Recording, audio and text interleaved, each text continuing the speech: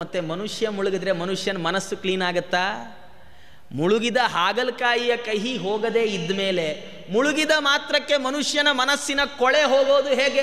ಗಂಗೆ ಮಿಂದರೆ ಮಲವೂ ಹಿಂಗಿತಲ್ಲದೆ ದೇಹದ ಮಲಿನತೆ ಹೋಗಬಹುದು, ಆದರೆ ರಂಗನೊಲಿಯನು ದೇವರ ಕೃಪೆ ಆಗೋಲ್ಲ. ಯಾಕೆ? ಭಕ್ತರ ಸಂಘ ದೊರಕದೆ. ದೊಡ್ಡವರು, ಮಹಾತ್ಮರು, ಭಗವಂತನ ಭಕ್ತರು, ಅವರ ಸಂಪರ್ಕಕ್ಕೆ ನಾವು ಬರದಿದ್ದರೆ ನಮ್ಮ ಒಳಗಿನ ಕೊಳೆ ಹೋಗೋಲ್ಲ. ಒಳಗಿನ ಕೊಳೆ ಹೋಗದಿದ್ದರೆ ನಮಗೆ ರಂಗನ ಒಲುಮೆ ಆಗೋಲ್ಲ. ಹಾಗಾದ್ರೆ ಏನು ಮಾಡಬೇಕು?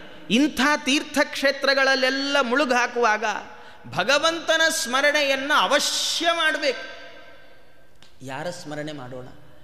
ಇನ್ಯಾರದ್ರಿ ಬೇಕು? ರಾಮದೇವ್ರದ್ದು ಅಯೋಧ್ಯೆಯಲ್ಲಿ ಸರಯೂ ನದಿಯಲ್ಲಿ ಮುಳುಗು ಹಾಕುವಾಗ ಮತ್ಯಾರ ಸ್ಮರಣೆ ಮಾಡೋಣ? ರಾಮನ ಸ್ಮರಣೆ ಮಾಡೋಣ. ಎಂಥ ಭಗವಂತ ಎಷ್ಟು ಅದ್ಭುತ ಅಂದರೆ ಅವನ ಲೀಲೆಯನ್ನು ಹೇಳುವಾಗ ರಾಮಾಯಣ ಭಾಗವತ ಎಲ್ಲ ಕಡೆ ಉಲ್ಲೇಖ ಮಾಡಿ ಅಲ್ಲಿ ಅವನ ಭಗವಂತನನ್ನು ಹೇಳ್ತಾ ಅಲ್ಲಿ ಬಹಳ ಒಂದು ಅದ್ಭುತವಾದ ಜಾಗ ಇವತ್ತಿಗೂ ನಾವು ಹೋಗ್ಬೋದು. ಗೋಪ್ರತಾರ ತೀರ್ಥ ಅಂತ ಕರೀತಾರೆ. ಅಲ್ಲಿ ವಾಸ ಮಾಡುವ ವ್ಯಕ್ತಿಗಳ ಬಾಯಿಯಲ್ಲದು ಗೋಪ್ತಾರ್ ಘಾಟ್ ಅಂತ ಆಗಿದೆ. ನಿಜವಾದ ಶುದ್ಧವಾದ ಹೆಸರು ಗೋಪ್ರತಾರ ತೀರ್ಥ. ಆ ತೀರ್ಥದಲ್ಲಿ ಅದಕ್ಕೆ ಸ್ವರ್ಗದ್ವಾರ ತೀರ್ಥ ಅಂತಲೂ ಕರೀತಾರೆ. ತೀರ್ಥ ಅಂದರೆ ಮತ್ತೇನು ಸರೋವರ ಅಲ್ಲ, ಸರಯೂ ನದಿಯ ಪ್ರವಾಹದ ಒಂದು ಭಾಗ. ಏನು ಜಾಗ ಗೊತ್ತೇನದು? ರಾಮದೇವರು ತಾವು ಪರಂಧಾಮಕ್ಕೆ ಹೋಗುವ ಸಂದರ್ಭದಲ್ಲಿ ಬೇರೆ ಅವತಾರಗಳಲ್ಲಿ ಹೋದಂಗೆ ತಂಪಾಡಕ್ಕೆ ತಾವು ಹೊರಟು ಬಿಡಲಿಲ್ಲ. ರಾಮಾವತಾರದಲ್ಲಿ ಮಾತ್ರ ರಾಮದೇವರು ಏನು ಮಾಡಿದ್ರು ಗೊತ್ತೇನು? ಸಮಾಯಾತ ಯೇ ಮೋಕ್ಷಪದೇಚ್ಛವಃ. ಯಾರ್ಯಾರು ಮೋಕ್ಷಕ್ಕೆ ಬರಬೇಕು ಅಂದ್ಕೊಂಡಿದ್ದೀರಿ ಎಲ್ಲ ನನ್ನ ಜೊತೆಗೆ ಬನ್ನಿ ಅಂತ ಕರೆದ್ರು. ಡಂಗುರ ಸಾರಿಸಿದರು. ಇಡೀ ಅಯೋಧ್ಯ ಪಟ್ಟಣದಲ್ಲಿ ಡಂಗುರ ಸಾರಿಸಿ ಯಾರ್ಯಾರು ಬರ್ತಾರೆ ಅಂತೇಳಿ ಎಲ್ಲರನ್ನು ಕರ್ಕೊಂಡು ಹೊರಟಿದ್ದಾರಲ್ಲ. ಹಾಗೆ ಹೊರಟ ರಾಮದೇವರು ಬಂದು ತಲುಪಿದ ಜಾಗವೇ ಗೋಪ್ರತಾರ ತೀರ್ಥ. ಅಲ್ಲಿಯೇ ರಾಮದೇವರು ಬ್ರಹ್ಮದೇವರನ್ನು ಕರೆಸಿ ಎಲ್ರಿಗೆ ಜಾಗ ಅಲಾಟ್ ಮಾಡಿದ್ದು. ಯಾರ್ಯಾರು ಮೋಕ್ಷಕ್ಕೆ ಬಂದಿದ್ರೋ ಅವರಿಗೆಲ್ಲ ಮೋಕ್ಷದಲ್ಲಿ ಯಾವ ಯಾವ ಸ್ಥಾನ ಕೊಡಬೇಕು ಅಂತ ನಿಶ್ಚಯ ಮಾಡಿದ್ದು ಆ ಜಾಗದಲ್ಲಿ. ಅಲ್ಲಿ ರಾಮದೇವರು ಅಲ್ಲಿಂದಲೇ ತಾವು ತಮ್ಮ ದಿವ್ಯವಾದ ರೂಪವನ್ನು ಧರಿಸಿ ಎಲ್ಲ ಭಕ್ತರ ಜೊತೆ ಪರಂಧಾಮಕ್ಕೆ ಹೋಗಿದ್ದು.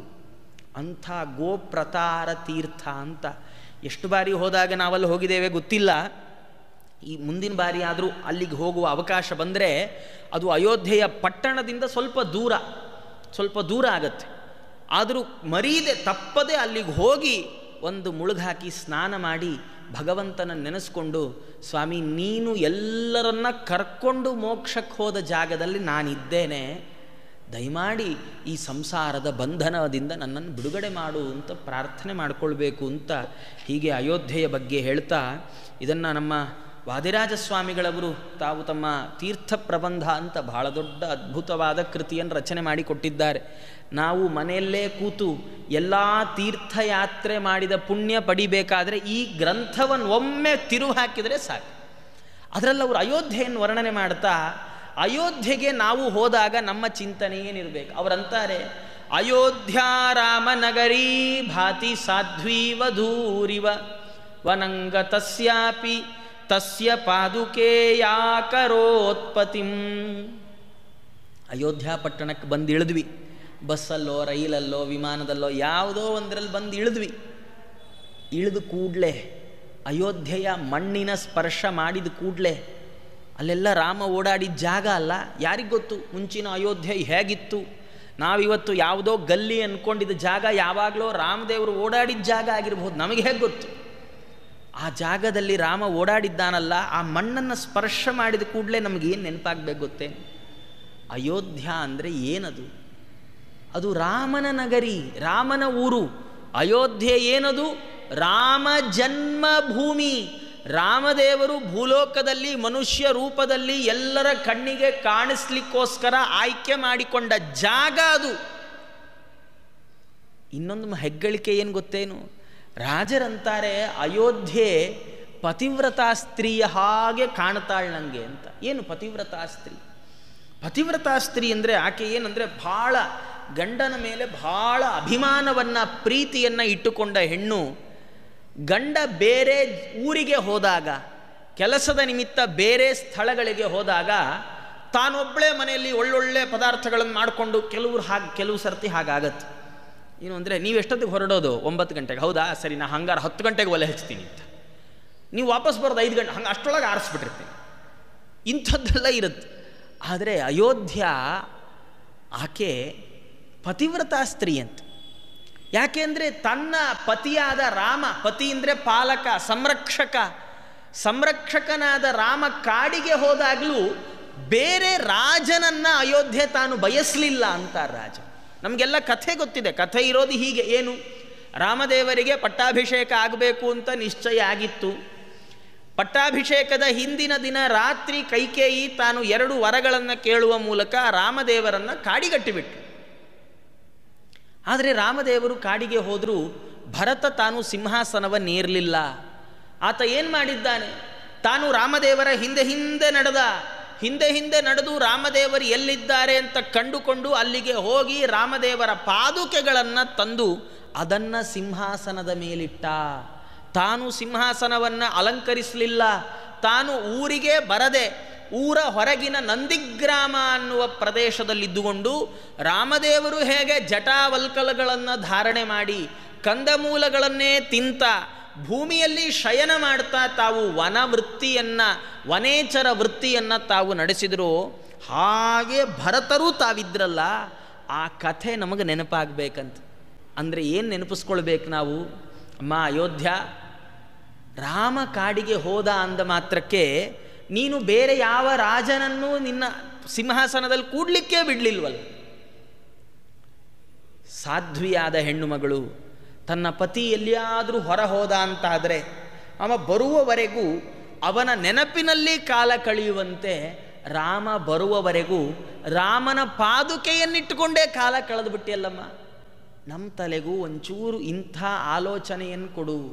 ಏನು ಆಲೋಚನೆ? ನಾವು ದೇವಸ್ಥಾನಕ್ಕೆ ಬಂದಾಗ, ಮಠಕ್ಕೆ ಬಂದಾಗ, ಪುರಾಣಕ್ಕೋ ಪೂಜೆಗೋ ಕೂತಾಗ ನಮ್ಮ ತಲೆಯಲ್ಲಿ ದೇವರಿರ್ತಾನೆ. ನಮ್ಮ ತಲೆಯಲ್ಲಿ ಭಗವಂತನ ಅರಿವು ಇರೋಲ್ಲ ಅಂತಿಲ್ಲ. ನಮ್ಮಲ್ಲಿ ದೇವರ ಅರಿವು ಬೇಕಾದಷ್ಟಿರುತ್ತೆ. ಆದರೆ ಆ ಜಾಗದಿಂದ ಹೊರಗೆ ಬಂದ ತಕ್ಷಣ ನಮಗೆ ದೇವರ ಅರಿವು ಮರೆತೇ ಹೋಗುತ್ತೆ. ನಮಗೆ ದೇವರು ಮರ್ತೇ ಹೋಗ್ತಾನೆ. ಹಾಗಾದರೆ ಅಯೋಧ್ಯೆಯಲ್ಲಿ ನಾವು ಕೇಳ್ಕೊಳ್ಬೇಕಂತೆ, ಹೇಗೆ ನೀನು ರಾಮ ಇಲ್ಲದೆಯೂ ರಾಮನ ಪಾದುಕೆಗಳನ್ನೇ ಇಟ್ಟುಕೊಂಡಿದ್ದೀಯೋ ಅದರಂತೆ ನನಗೂ ಭಗವಂತನ ಜಾಗಕ್ಕೆ ಹೋದರೆ ಮಾತ್ರ ದೇವರ ಸ್ಮರಣೆ ಅಲ್ಲ, ಎಲ್ಲಿದ್ದರೂ ಭಗವಂತನ ಸ್ಮರಣೆ ಬರುವ ಹಾಗೆ ನಮ್ಮನ್ನು ಅನುಗ್ರಹ ಮಾಡು ಅಂತ ಕೇಳ್ಕೊಳ್ಬೇಕು. ಭಗವಂತ ಹೇಗಿದ್ದಾನೆ? ಆಚಾರ್ಯ ಮಧ್ವರು ತಾವು ತಂತ್ರಸಾರದಲ್ಲಿ ಹೇಳ್ತಾ, ಶ್ಯಾಮಂ ರವೀಂದ್ವಮಿತ ದೀಧಿತಿ ಕಾಂತಿಯುಕ್ತಂ ಜ್ಞಾನಂ ಶರಂಚ ದಧತಂ ಪ್ರಿಯಯಾ ಸಮೇತಂ ಸ್ವಾತ್ಮಸ್ವರೂಪಮಮಿತಂ ಹನುಮನ್ಮುಖೇಶು ಸಂದರ್ಶಯಂತಮಜಿತಂ ಸ್ಮರತೋರುಗಿರ್ಭಿಃ. ಭಗವಂತ ಶ್ಯಾಮ, ಒಳ್ಳೆ ಕಡುನೀಲಿ ಬಣ್ಣದವ, ಮೇಘಶ್ಯಾಮನಾದ ಭಗವಂತ. ಅವನೇನು ಮಾಡಿದ್ದಾನೆ? ಒಂದು ಕೈಯಲ್ಲಿ ತಾನು ಜ್ಞಾನ ಮತ್ತು ಒಂದು ಕೈಯಲ್ಲಿ ಬಾಣ ಎರಡನ್ನಿಟ್ಟುಕೊಂಡಿದ್ದಾನೆ.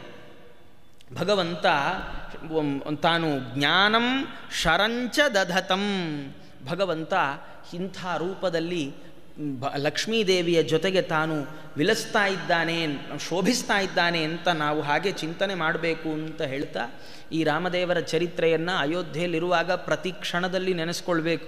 ರಾಮ ಬಂದದ್ದು ಭೂಮಿಗೆ ಮನುಷ್ಯ ರೂಪದಲ್ಲಿ, ಇಡೀ ತನ್ನ ಜೀವನದಲ್ಲಿ ನಡೆದುಕೊಂಡದ್ದು ಮನುಷ್ಯನಂತೆ. ಆದರೆ ಮೋಕ್ಷಕ್ಕೆ ಹೋಗುವಾಗ ಮಾತ್ರ ಮನುಷ್ಯರ ಹಾಗೆ ನಾವು ಮನುಷ್ಯರ ಥರಾನೇ ಇರ್ತೀವಿ. ಆದರೆ ಲಾಟ್ರಿ ಹೊಡೆದ್ರೆ ಮಾತ್ರ ಯಾರ ಫೋನ್ಗೂ ಸಿಗಲ್ಲ.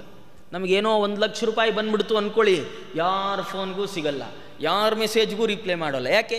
ಸುಖ ಬಂದರೆ ಒಬ್ಬನಿಗೆ ಇರಲಿ ಅಂತ, ದುಃಖ ಬಂದರೆ ಮಾತ್ರ ಊರೆಲ್ಲ ಹಂಚ್ಕೋತೀವಿ. ಯಾಕೆ? ಸಿಂಪತಿ ಬರಲಿ ಅಂತ. ಆದರೆ ರಾಮದೇವರು ದುಃಖ ಬಂದರೆ ತಾವು ಮಾತ್ರ ಅನುಭವಿಸಿದ್ರು. ಕಾಡಿಗೆ ಹೋಗುವಂಥ ಅಪ್ಪ ಅಂದರೆ ಊರವ್ರನ್ನೆಲ್ಲ ಕರ್ಕೊಂಡು ಕಾಡಿಗೆ ಹೋಗಲಿಲ್ಲ, ತಾವು ಮಾತ್ರ ಕಾಡಿಗೆ ಹೋದರು. ಅದೇ ಮೋಕ್ಷಕ್ಕೆ ಹೋಗುವ ಪ್ರಸಂಗ ಬಂದಾಗ ಮಾತ್ರ ಊರಲ್ಲಿ ಡಂಗುರ ಹೊಡೆಸಿ ಎಲ್ಲರನ್ನ ಮೋಕ್ಷಕ್ಕೆ ಕರ್ಕೊಂಡು ಹೋದರು. ಇಂಥ ರಾಮದೇವರನ್ನು ಸ್ಮರಣೆ ಮಾಡಿಕೊಂಡು ನಮಗೂ ಸ್ವಾಮಿ ನಿನ್ನ ಭಗವಂತನನ್ನು ಹೇಗೆ ಚಿಂತನೆ ಮಾಡಿದರೆ ಅಂತಹ ಗುಣಗಳು ನಮ್ಮಲ್ಲಿ ಉಂಟಾಗ್ತಾವಂತೆ. ದೇವರನ್ನು ಹೀಗೆ ಚಿಂತನೆ ಮಾಡಬೇಕು. ಭಗವಂತ ಎಲ್ಲರನ್ನೂ ಮೋಕ್ಷಕ್ಕೆ ಕರೆದುಕೊಂಡು ಹೋದವ. ಎಲ್ಲರನ್ನ ಜೊತೆಗೂಡಿಸಿಕೊಂಡು ಒಳ್ಳೆಯದರ ಕಡೆ ನಡೆದವ ಅಂತ ಚಿಂತನೆ ಮಾಡಿದರೆ ಎಲ್ಲರನ್ನ ಒಗ್ಗೂಡಿಸಿ ಒಳ್ಳೆಯ ಕಡೆ ನಡೆಯುವ ಬುದ್ಧಿ ನಮಗೂ ಬರುತ್ತೆ. ಆ ಬುದ್ಧಿಯನ್ನು ನಮಗೆ ಭಗವಂತ ರಾಮರೂಪದ ಭಗವಂತ ನಮಗೆ ತಂದುಕೊಡಲಿ ಅಂತ ಹೀಗೆ ಅಯೋಧ್ಯೆಯಲ್ಲಿ ನಾವು ಪ್ರಾರ್ಥನೆ ಮಾಡಬೇಕು ಅಂತ ಹೇಳ್ತಾ, ಇದು ಅಯೋಧ್ಯೆಯ ಒಂದು ಪೌರಾಣಿಕವಾದ ಪರಿಚಯ. ಅಯೋಧ್ಯೆಯಲ್ಲಿ ಬೇರೆ ಬೇರೆ ಬೇಕಾದಷ್ಟು ಜಾಗ ಇದೆ.